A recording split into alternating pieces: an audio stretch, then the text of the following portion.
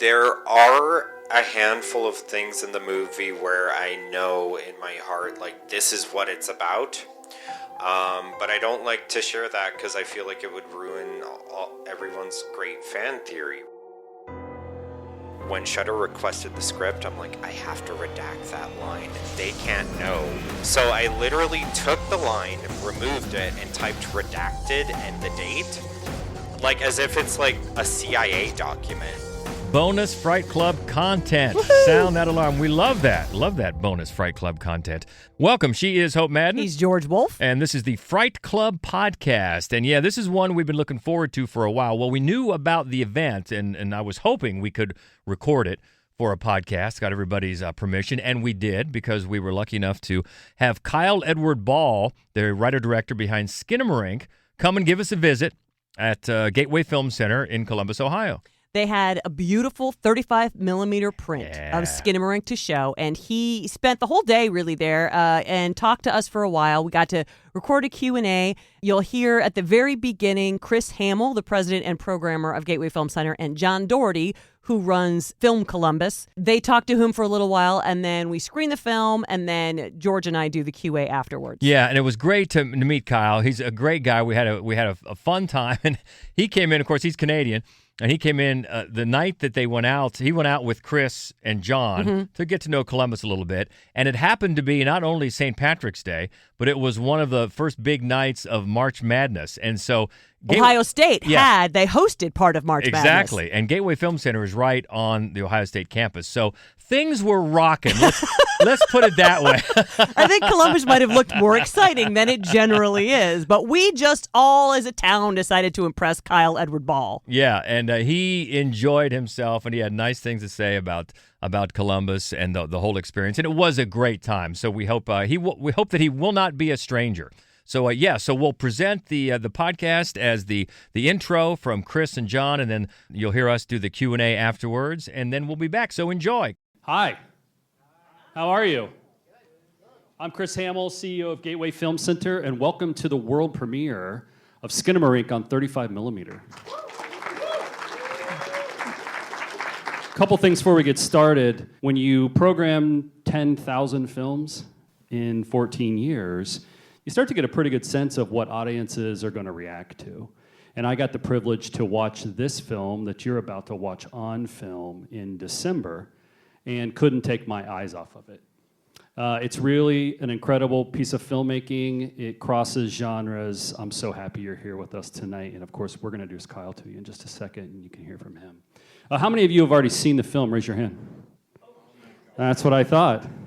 Yeah, that's what I thought. I think it's safe to say none of us have ever seen it like this since the print showed up in a box, never been opened before. George Wolf told me to say it has that new film smell.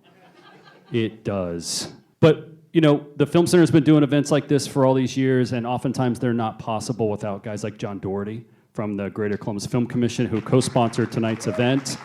So I'm going to turn it over to John for a second. John, come say hi.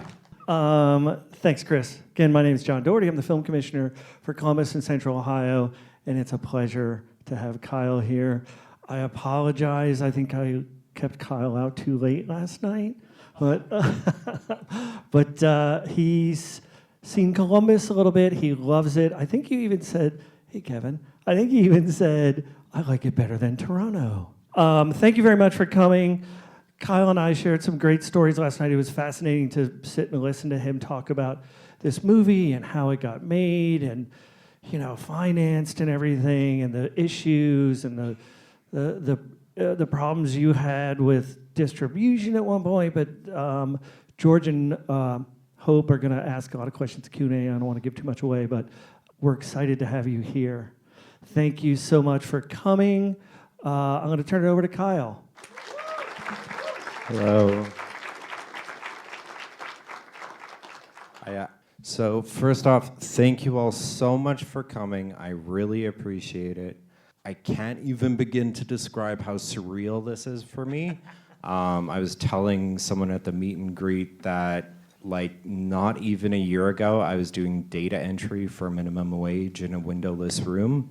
and now I'm here. So this is incredible. I don't really know how to introduce this. I think I was told, should I just, do you want to ask me some questions or lead me? Yeah, sure. I think a really interesting story when we were talking last night was when your film got pirated. Oh, yeah. So tell that story. Okay, so here's what happened. So we played at Fantasia in July of 2022. Shortly after Fantasia, maybe August or so, we signed on the dotted line with Shudder and IFC. They wanted to release it Halloween 2023.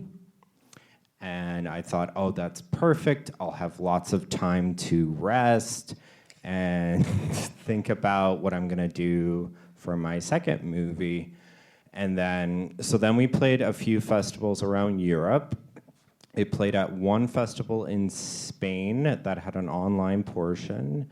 I don't want to say the name of the festival because it's not their fault it got pirated. They're still a great festival. But within, I think, 24 hours of it playing, it and the entire slate of online films were pirated. I found out about it through Twitter.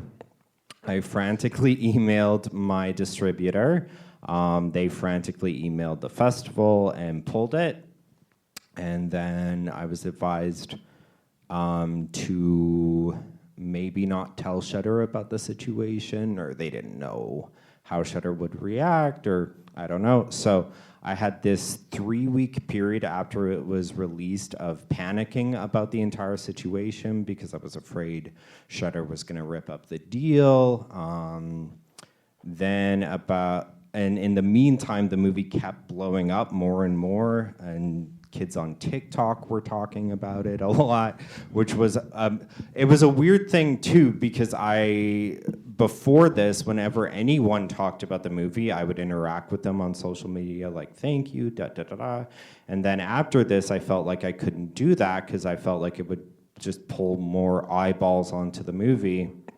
And it would get pirated more, Shudder be more likely to find out about the situation. And it was a real bummer too, because like people were sending me fan art and stuff and I couldn't say anything, right? So about 3 weeks in, Shudder messaged me and said, okay, so we know about the leak, don't panic. We've heard that you're stressed out about it. We're going to take care of you. We're going to take care of the movie. We'll bump up the release date to January, and it's fine. Like, everything is okay, Kyle, right? So then I had just all this tension exited my body, and everything was good again. And as far as people pirating the movie, it was scary in the moment, but in retrospect, I would say in this particular circumstance, it definitely helped the movie. I'm not saying every time piracy happens, it's good. I'm not saying every time piracy happens, it's bad. It's like everything in life, things can be gray. So if there's anyone in the audience who maybe watched the movie when it was pirated, but you love it, thank you so much, because that's really the most important thing. I'm just happy that people love the movie. The only bad thing was when people pirated and like were vocal about how they hated it on social media, and it's like, I'm sorry, like, I can't give you anything in return. So yeah, that's basically the piracy. Oh, another thing too, Shudder and IFC, they're surprisingly like realistic about the reality of piracy. I know sometimes big networks don't appear that way. They understand that shit happens, and they've been great through the whole thing too. So tell the story too about Rolling Stone in Brazil, because I kind of so the found Brazilian thing. Oh my God, the Spanish festival we had played at, they had obviously Spanish subtitles available in the file. And someone took the Spanish subtitles and did a fan sub. They translated it to Portuguese. And then, so out of nowhere, I started getting all these follows from Brazilian Twitter accounts. There's this one guy who, he changed his headline to the president of the Kyle Edward Ball fan club.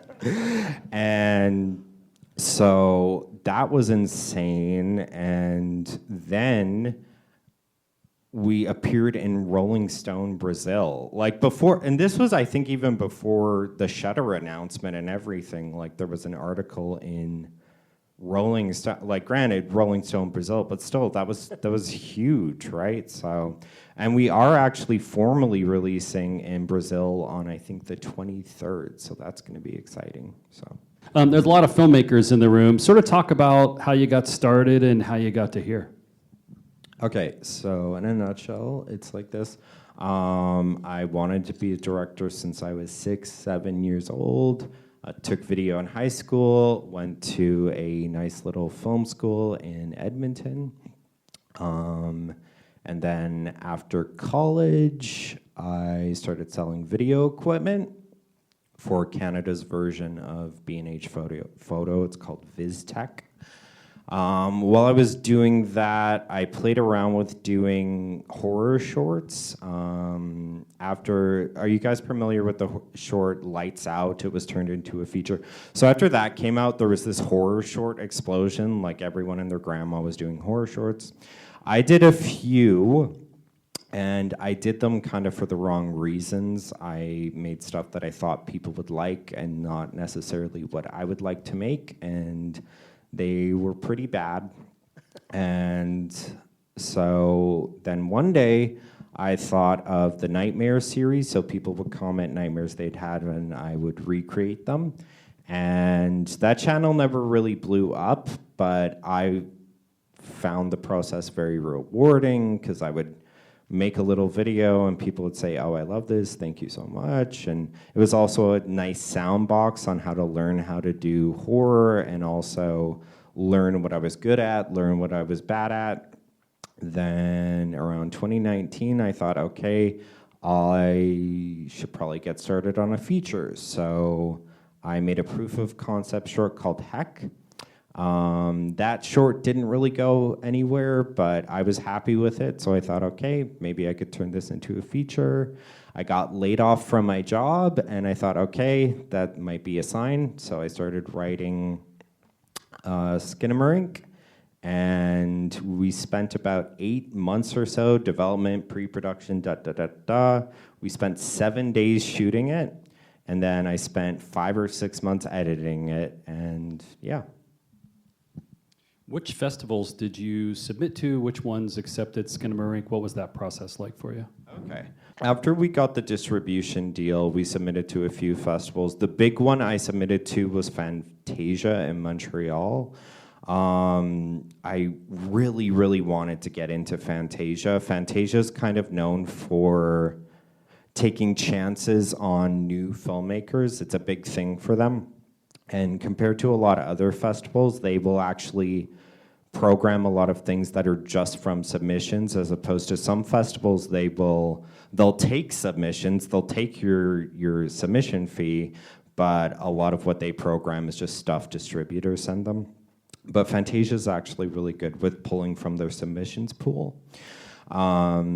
So around May, June, I was in a really dark place. I was really sad. I had a big cry about my assistant director who had passed away, and I felt like I failed his memory because no one was really paying attention to the movie.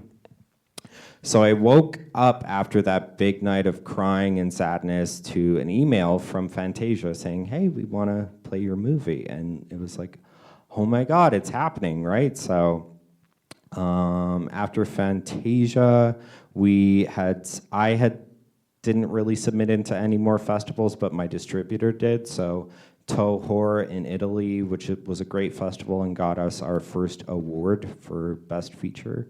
And then a handful of other ones across Europe. And now it's playing in ones that I don't even know about it anymore. Like I'll find out like through Twitter that it's like, oh, it played at this festival and here, and yeah. So tell us a little, for the filmmakers that are out here, we were talking earlier, as you're making a movie, did you have a plan for this? Did you say, hey, I'm going to submit to Fantasia, I'm going to save some money out of all of the Seed and Spark money to submit to festivals? Because we talk about this a lot. Filmmakers come to us, hey, what am I going to do with my film? It's like, have you thought about what you're going to do after it's made? So tell us a little bit about that. So I planned for this like I was going into space.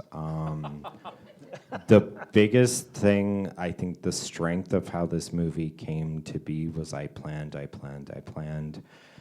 I had a 96-page script. I had a super long shot list, like Excel spreadsheet style. I had a shooting schedule based on the shot list that I had. I even had plans for, like, let's say one of the kid actors gets like sick and can't come. I had a plan for, okay, if we're just shooting with one kid. I had a plan for if none of the kids came, it's like, okay, backup shots to film it where there's no one in the movie. I had, we planned insanely hard for this. And then after editing, I started planning for distribution, but really it was just like, okay, we'll submit to Fantasia, I'll do a trailer and put that out there and see if we get distribution. I didn't have any of the crowdfunding budget for Fantasia, but that's because Fantasia, the submission fee is quite inexpensive compared to other festivals of its ilk. And also there's a discount for Canadian filmmakers, so it was pretty cheap submitting to Fantasia. But yeah, I planned really, really hard. Plan. That's the biggest thing.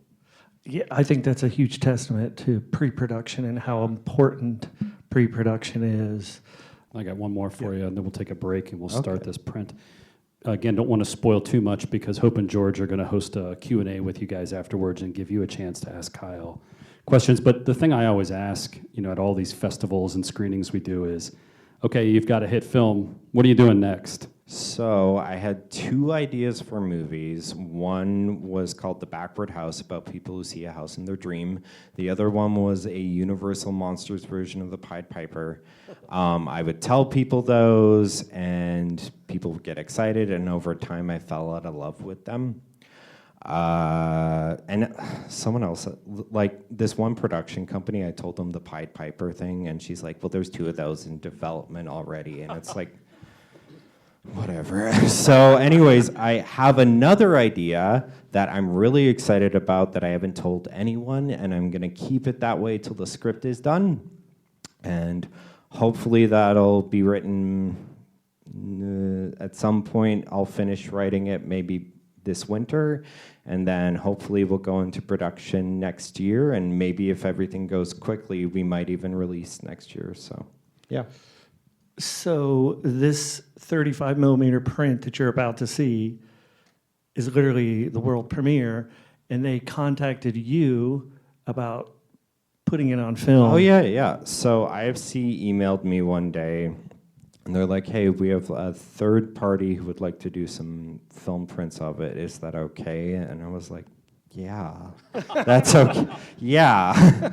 And they're like, well, you won't be able to supervise it or do quality control. And it's like, fine, right? Like, still, like, I'm sure it's fine. Thank you. Oh, my God. Yeah.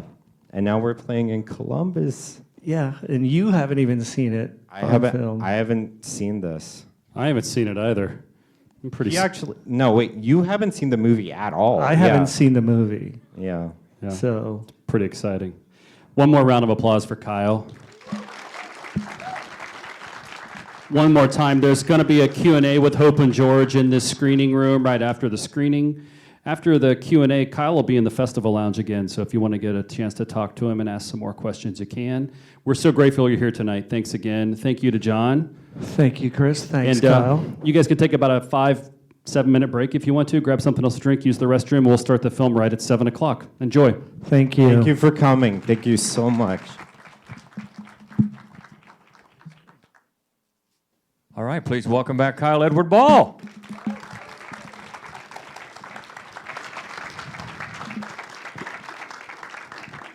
I know You're sitting we've now, got so- a lot of audience questions. One thing I wanted to ask you, because we were lucky enough to see this pretty early to review it, and thank you for retweeting my review, by the way.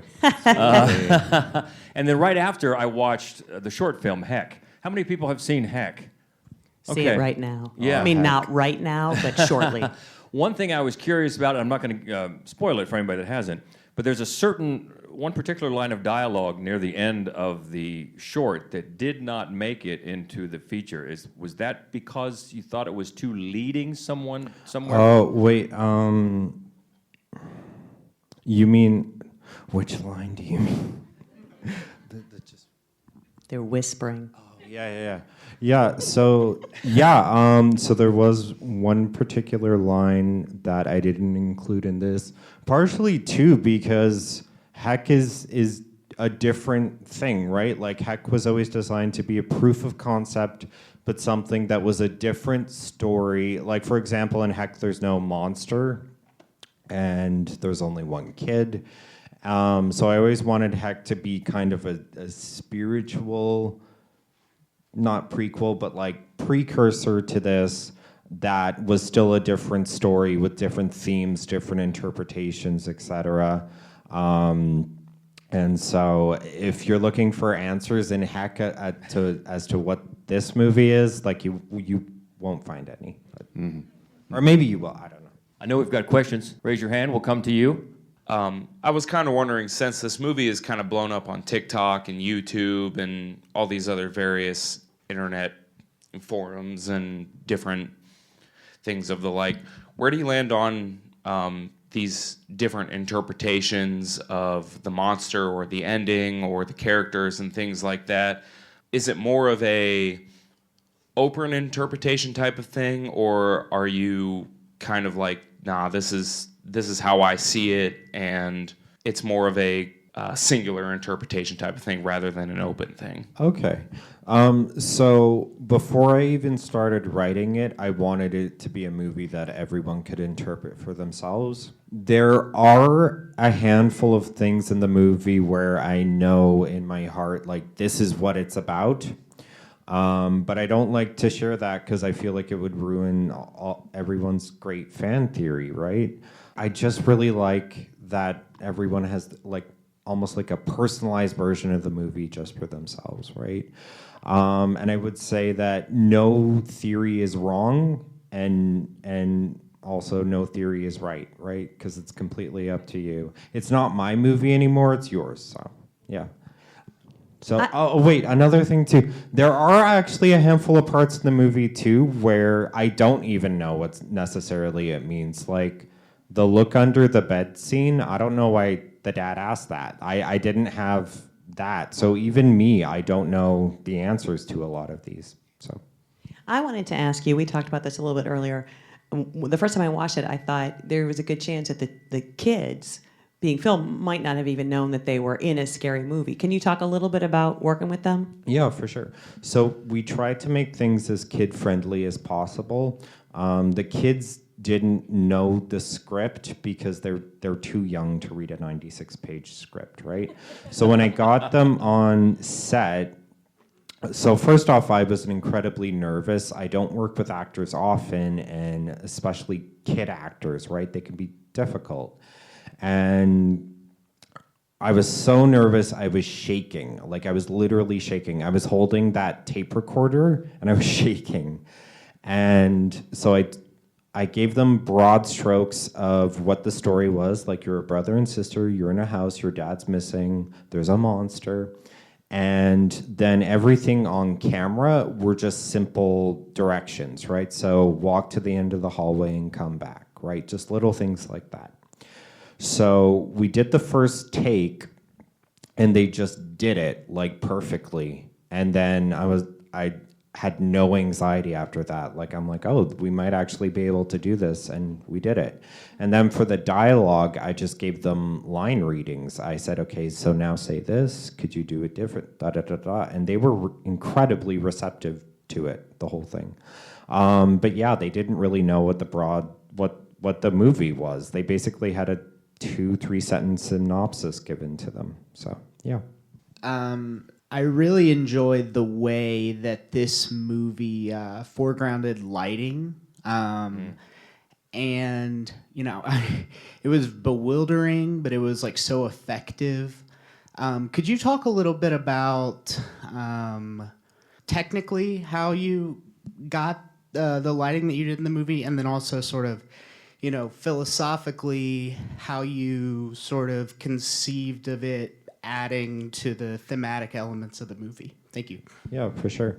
So when I did the proof of concept, I thought I just wanted to try not using any real lighting at all. So when I did Heck, it was just TV, flashlight, and for the like pitch black scenes, we had a sun gun with a blue filter. And it worked because modern cameras have gotten so good that they can like see almost better than the human eye in the dark. So when we went to the feature, we did the same thing. And the big thing for that too, from an artistic standpoint, is I think it looks more realistic. It's a little bit more boring looking in certain parts, but it also just, it feels more real, right? And reality can be kind of mundane looking, right?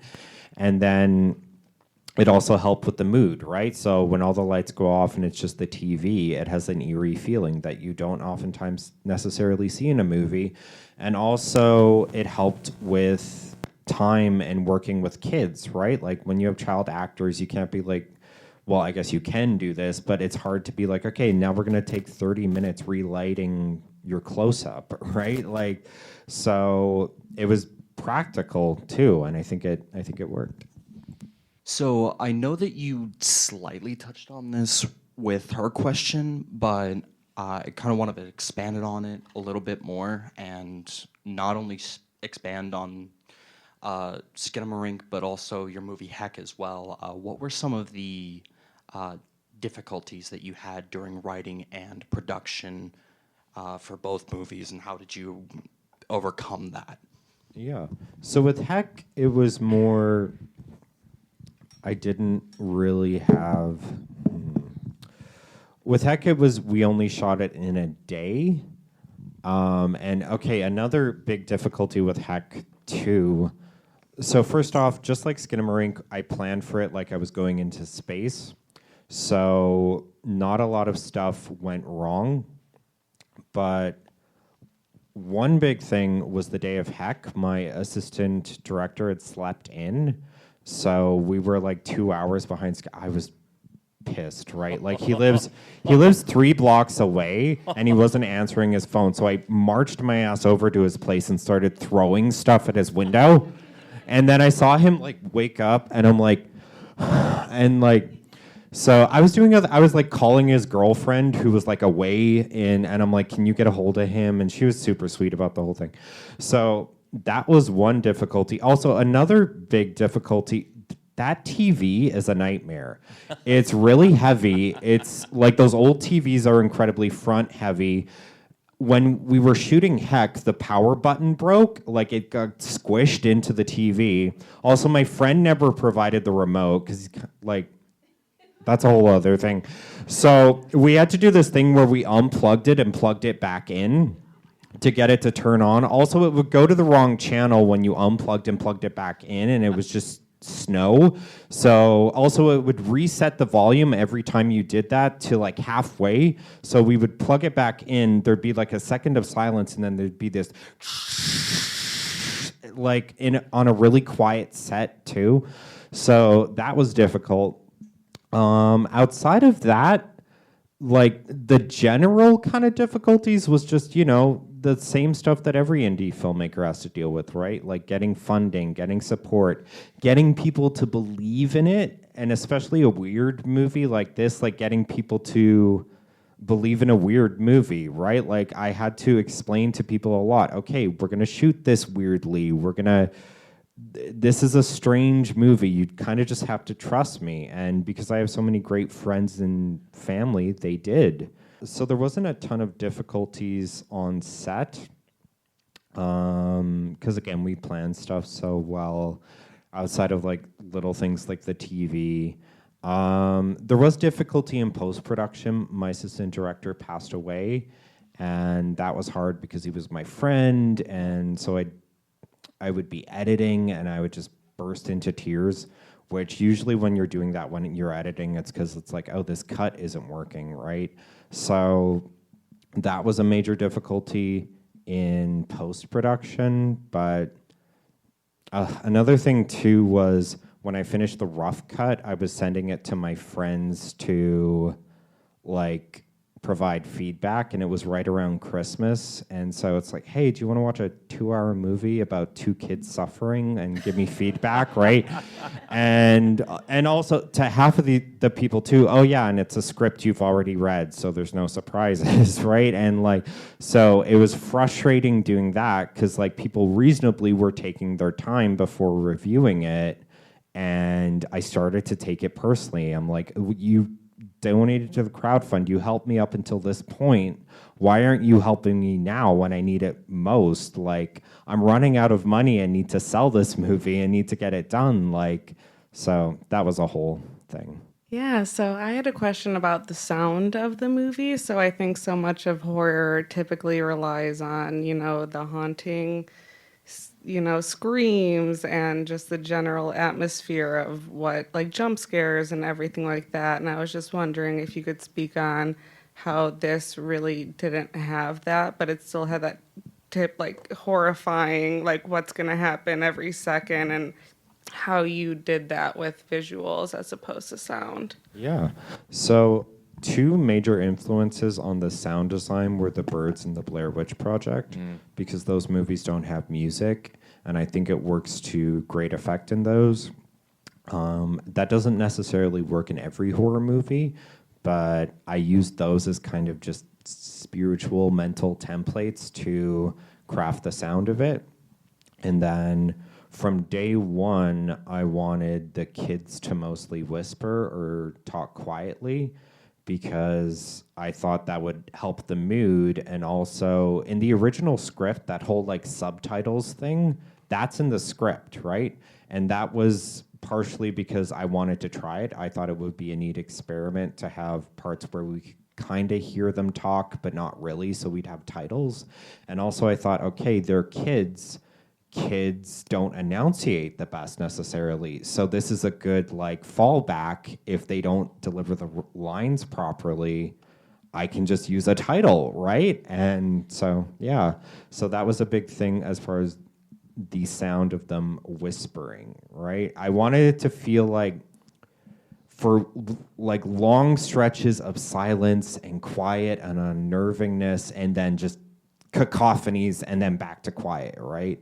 Because I thought that would be an interesting thing to do, and yeah. I'm always interested to hear the process of a director-editor.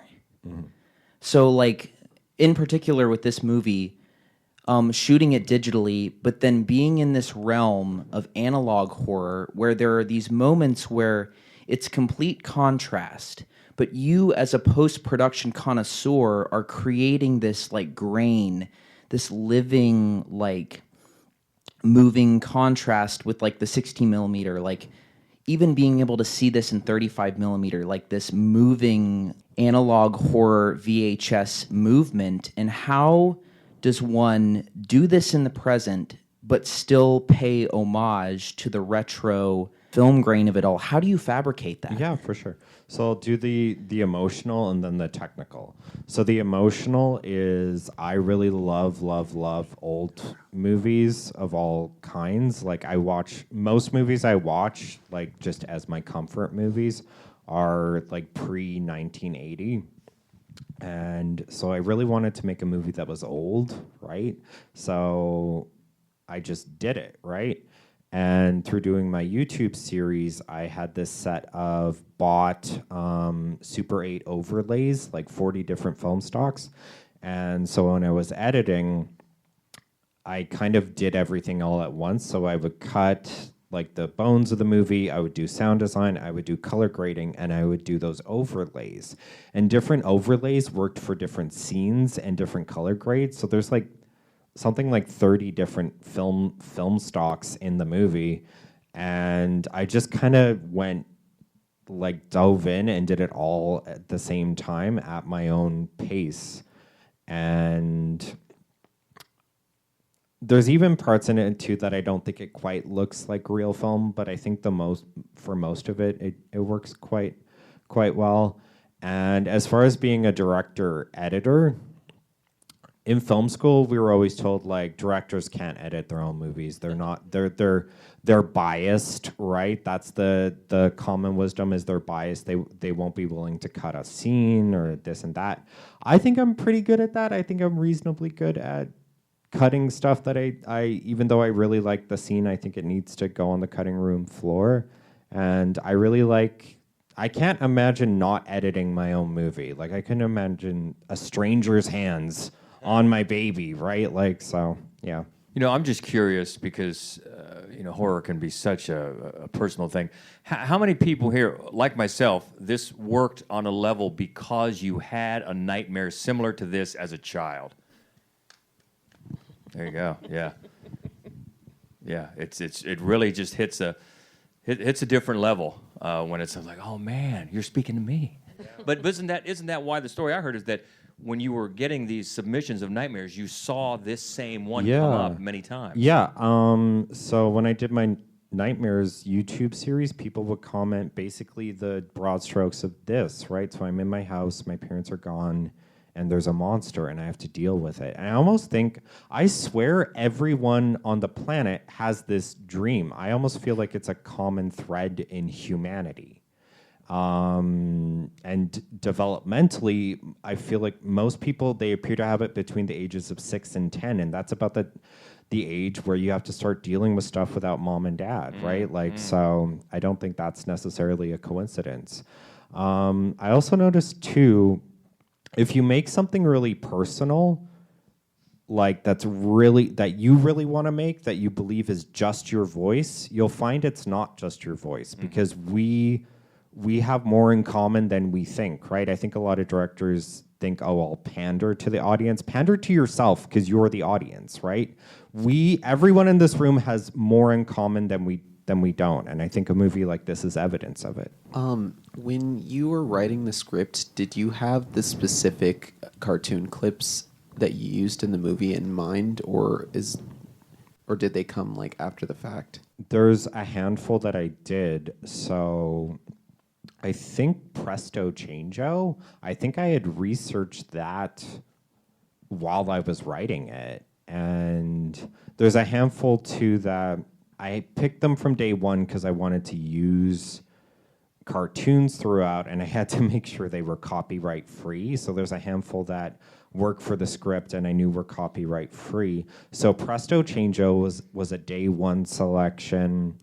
I think Cobweb Hotel was a day one selection, and Somewhere in Dreamland, I guarantee it's in the script. I wrote Somewhere in Dreamland is in the script, and it also appears prominently in Heck. And Somewhere in Dreamland is perfect for it because when I was little, my mom had gotten a bargain bin tape of a bunch of public domain cartoons, and Somewhere in Dreamland was on it, and it always stuck with me. And it fits the theme of the movie perfectly. It's about like a brother and sister who go to Dreamland. And so there's so much imagery I can use in the movie, like just like them falling asleep and going to Dreamland. It fits like a glove over this. Now that I think about it, there was times, I'm pretty sure Somewhere in Dreamland was a tentative working title for this before Skinamarink. So, yeah. We're getting the flashing light. We have time for one more. I'm curious about the script, because you say it's 95 pages, but is it extremely detailed? Like we see the ceiling and the shadows are at 45 degrees and 67 degrees, or did you just like use a 72-point font because it's so simple in a lot of ways? Yeah. But you said 96 pages. The script is it's standard font size for scripts, and it's written like a traditional script. So like there's parts in it where it says interior. I don't say we see because you're not supposed to, or maybe I do. Like we are looking at the ceiling in the living room. Kevin and Kaylee are off of frame, and then I have the dialogue. So the way it's presented, that's literally how it's written for the most part, right? And it was a good thing to have an edit. Like, I treated it basically as a post-production script as well. That's another thing too, because there's not a lot of words, but there's a lot of yes, no, okay. There's a lot of one-word lines, which actually take up like pages, right? So there's a lot of like, yes, no, where's it? I don't know. Then like, there's actually a lot of lines. It's just like the same like couple of words, right? So that's another thing too. And there are parts that are written very detailed, like the 572 days shot. I think that's 3 pages in the script because I just wanted to describe it very detailed. I don't know if I want to publish the script because there's parts I think I would have to redact because it would ruin fan theories. And I the last thing I would want is fan theories. So I might have to go. I did send the script to Shudder because they requested it. And in the finished script, the monster answers the question. And while we were shooting it, I asked my assistant director, Josh, should I keep that line? And he said, no, get rid of it. And so we got rid of it. And then when Shudder requested the script, I'm like, I have to redact that line. They can't know. Like, no one can know what the monster answers. So I literally took the line, removed it, and typed redacted and the date. And like as if it's like a CIA document, right? And then if I want to publish it to like the public, I have to go through and like redact like a deposition form, right? Like so if I ever do publish it, it's going to be heavily redacted. Well, we cannot thank you enough for the movie, for coming here. How about it for Kyle Edward Ball and Skinamarink? Thank you so much for coming, everyone, sincerely. Now, see, the thing I just realized is why didn't we get him to say "Stay frightful, my friends" when he was here? What were we thinking? I don't know. We were not thinking at all. We weren't. But that was great, and there were some good questions in the crowd, and of course, it was great to see a 35mm print of Skinamarink and hear all the, the stories behind it, how it came to be, and interpretations, and how he wants to leave it up to everyone's interpretations, which I love. I do love that. Yeah, so thank you, Kyle Edward Ball, for a great time. Hope to see you again soon. So we're looking ahead to the next Fright Club. Well, we're going to be right back at Gateway, Fright Club Live, another edition. Yeah, we are. But you know what? Let's real quick shout out. Thank you to everybody who appreciated. We had David Greathouse on the last time. An absolute legend, such a great guy, such a great horror makeup effects, just maestro.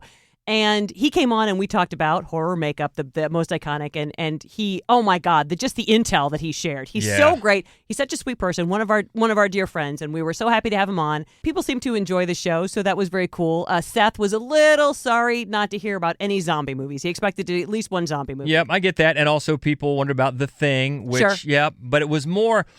and we did mention The Thing in the podcast, but I think we were leaning more toward makeup, not to belittle any of the work in The Thing because it's great. Yeah. But I think the ones we picked were pretty awesome as well. Yeah, we appreciate all the feedback and can't thank David Henson Greathouse enough because House as we call him. Fantastic. That was a lot of fun. Thank you to everyone involved for that. As we look forward to, we're back at Gateway Film Center just here in a few days, in a week or so. Mm-hmm. We're going to do the next edition of Fright Club Live as we show one that we were sort of surprised to hear that not many people had seen, and that's Session 9. Yeah, there was a poll. We didn't take it, but somebody took it at a recent Fright Club. Yeah, Richard, one of his polls. Uh-huh. And it was just a list of all of the horror films everybody should have seen, and we were shocked that only one person who was there. It was a pretty big house, too. Yeah. Only Brandon had seen it. Nobody else there had seen Session 9. Which is nuts to me. And so Chris Hamill, thank you very much, got us a copy. So we were going to be showing Session 9, and our topic is The Patient. The Patient. So that'll be the next Fright Club Live. And then the week after that, we're going to have bonus content. More bonus! With our recent conversation with who? Bruce Campbell. He is out on the road with his Bruce-O-Rama game show / movie night.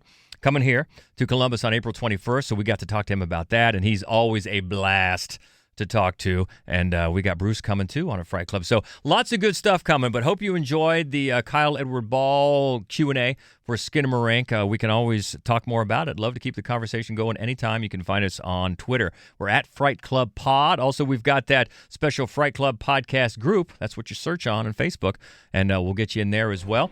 And you can always find our main website, madwolf.com, for our other movie reviews, written reviews, and our other podcast, The Screening Room. So keep in touch if you can. We'll be talking again soon. And until then, she is Hope Madden. He's George Wolf. And this is the Fright Club Podcast. Stay right